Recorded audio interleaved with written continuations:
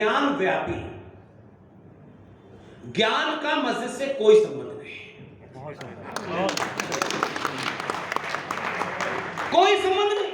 वो भी क्लेम नहीं करते 1400 साल पहले। ये हम जैसे महामूर्खों ने चलाया कि मंदिर मस्जिद एक ही है,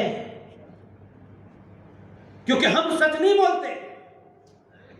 हमारा शत्रु हमसे नाराज ना हो जाए इसलिए परिभाषा ही बदल देते हैं।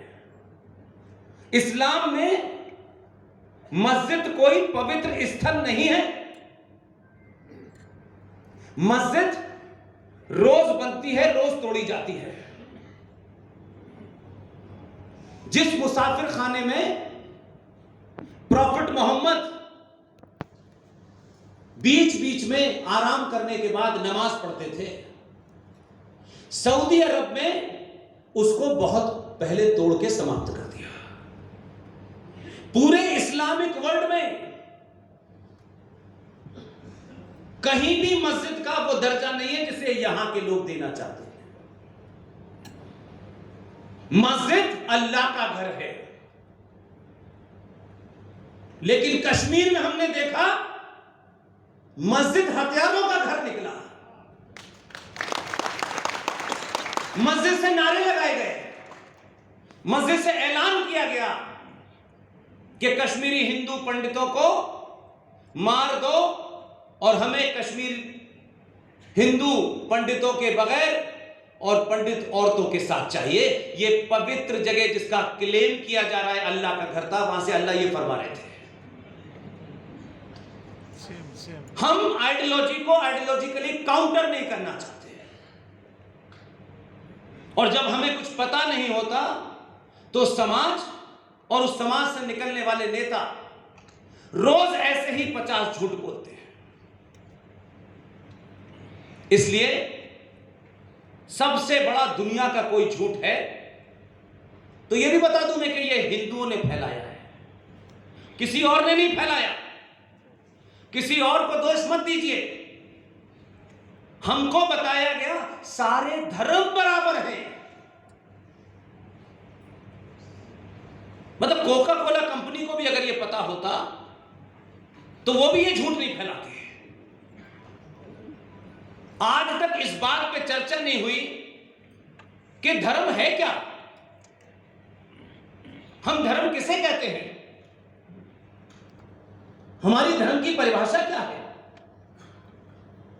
इसलिए हम धर्म को रिलीजन में हिंदी का ट्रांसलेशन मान लेते हैं।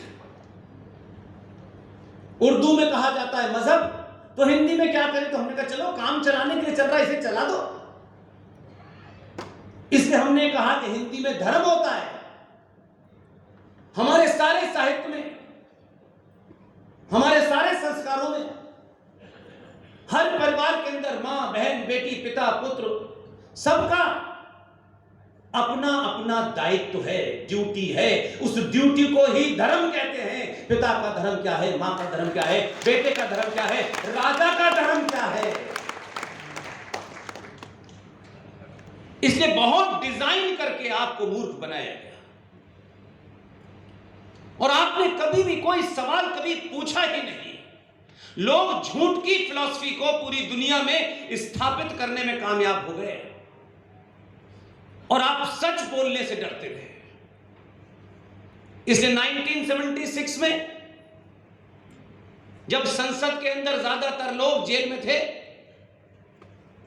तब बिना बताए 42वें संशोधन के तहत एक विदेशी ताकत के दबाव में उस विदेशी देश के सबसे बड़े खुफिया एजेंसी केजीबी के हेड ने जो किताब लिखी है उसमें नाम तक बता दिए हैं कि हमने भारत की संसद में कितने एमपीओ को तनख्वाह और पैसे दिए थे कि हमारा एजेंडे पे मुंह खोले।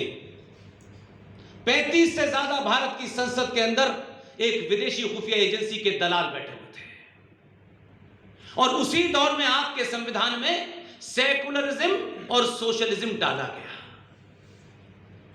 इस पे कोई चर्चा ऐसी हुई हो जिस चर्चा में लोगों ने भाग लिया हो तो मुझे भी बताएं। इसलिए आज भी आप सनातनी हिंदू सबसे ज्यादा कंफ्यूज है।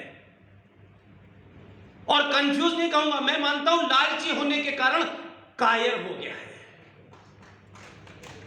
यह दुनिया का नियम है।